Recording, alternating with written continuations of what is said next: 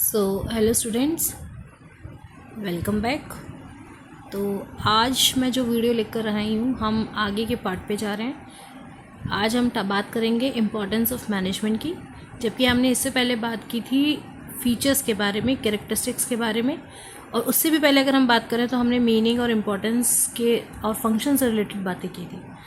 तो आज का जो टॉपिक है इसे कवर करेंगे इम्पोर्टेंस ऑफ मैनेजमेंट के साथ, यानी कि इसमें हम पढ़ेंगे कि मैनेजमेंट की क्या इम्पोर्टेंस है जिसकी वजह से आज की तारीख में मैनेजमेंट को इतना इम्पोर्टेंट कंसीडर किया जा रहा है। तो जैसा आप देख सकते हैं, हमारे पास इम्पोर्टेंस ऑफ मैनेजमेंट को एक्सप्लेन करने के लिए 5 इंपॉर्टेंट टॉपिक्स दे रखे हैं, 5 इंपॉर्टेंट पॉइंट्स दे रखे हैं। तो इसी को एक एक को एक्सप्लेन करेंगे। तो सबसे पहला है हेल्प्स इन अचीविंग ग्रुप गोल।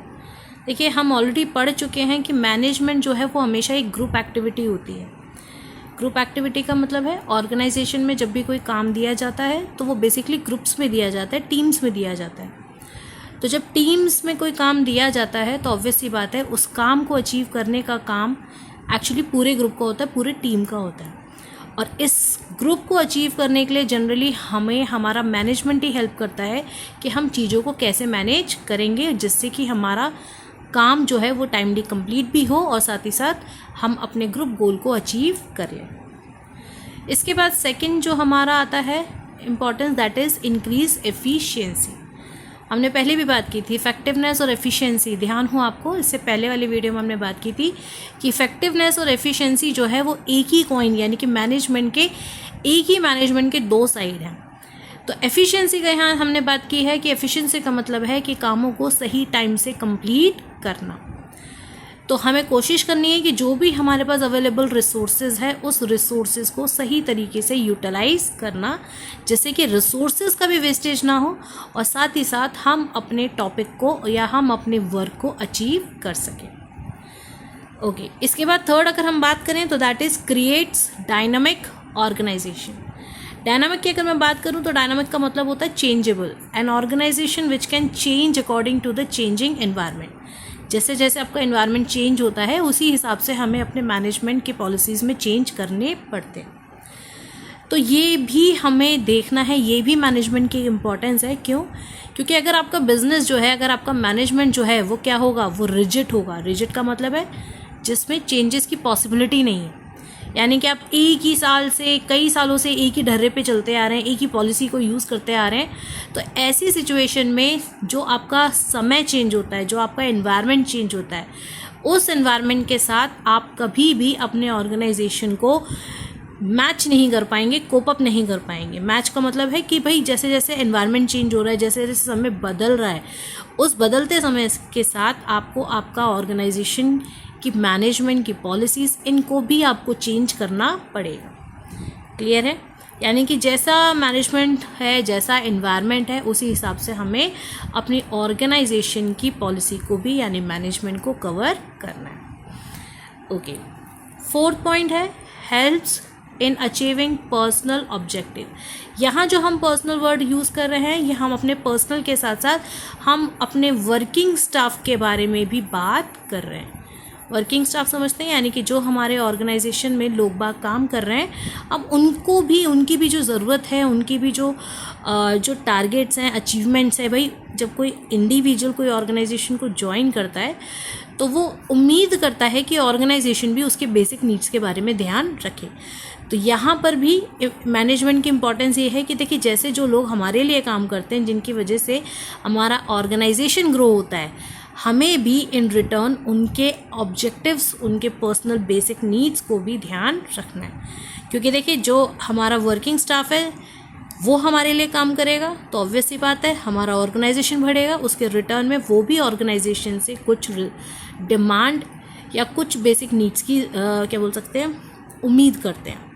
ठीक, तो हमें अपने पर्सनल ऑब्जेक्टिव और अपने पर्सनल ऑब्जेक्टिव, दोनों ऑब्जेक्टिव को यहाँ फुलफ़िल करना है। ये भी मैनेजमेंट की एक इम्पॉर्टेंस है।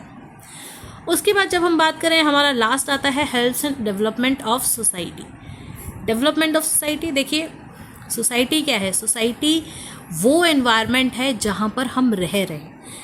देखिए, चाहे आपका ग्रुप हो, चाहे आपका ऑर्गेनाइजेशन हो, चाहे कस्टमर हो, सप्लायर हो, ये सारे के सारे आपकी सोसाइटी का ही पार्ट है। और इससे ज़्यादा भी अगर हम देखें तो आपकी जो बिज़नेस है, आपका जो कंपनी है, आपकी ऑर्गेनाइजेशन, वो भी सोसाइटी से ही कनेक्टेड है, ठीक है, वो भी सोसाइटी में ही क्या है, रहती है, और जितने भी इसके मेंबर्स हैं वो सोसाइटी के पार्ट्स हैं। तो भाई हमें अपने पर्सनल ऑब्जेक्टिव यानी कि प्रॉफिट मैक्सिमाइजेशन के साथ साथ हमें ये भी देखना है कि हमारे आसपास की सोसाइटी जो है वो कैसे ग्रो करेगी, ठीक है। जैसे हम अगर बोलें तो हमारी एक सोशल रिस्पॉन्सिबिलिटी भी यहाँ बनती है, ठीक है।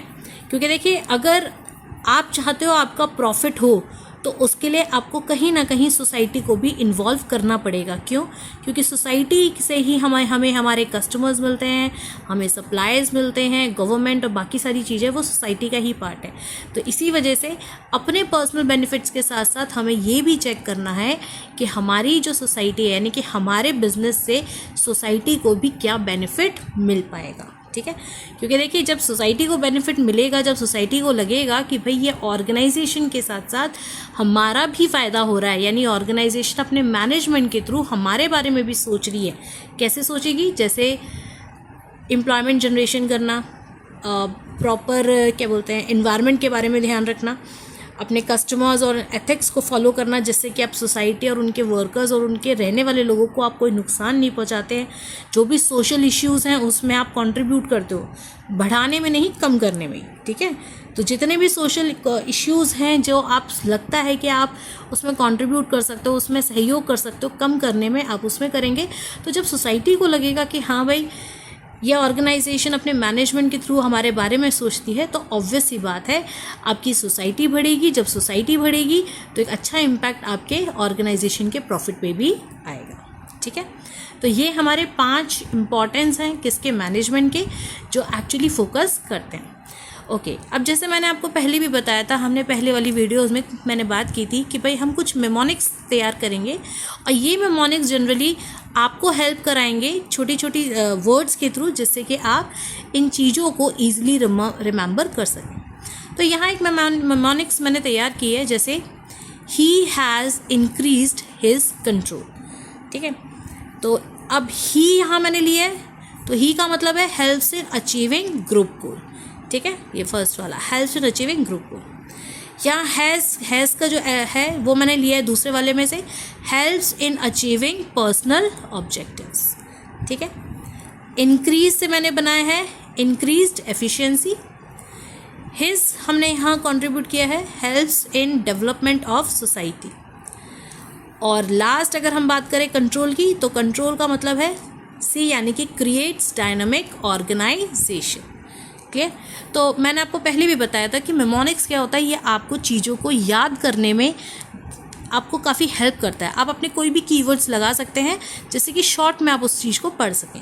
तो यहाँ मैंने एक वर्ड बनाया है he has increased his control, जिसका मतलब है हम 5 पॉइंट्स को कवर करेंगे इंपॉर्टेंस की, like helps in achieving goal, second है helps in achieving personal objective, third है increased efficiency, his helps in development of society, control creates dynamic organization, clear। तो आप अपने मेमोनिक्स भी बना सकते हैं, और इसी वजह से हमने आज ये टॉपिक कवर किया है जिसका नाम है importance of management.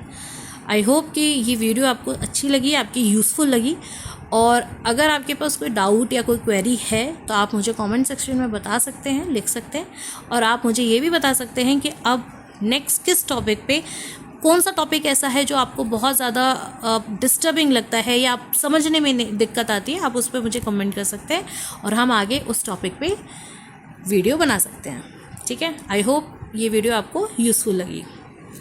Thank you and happy learning.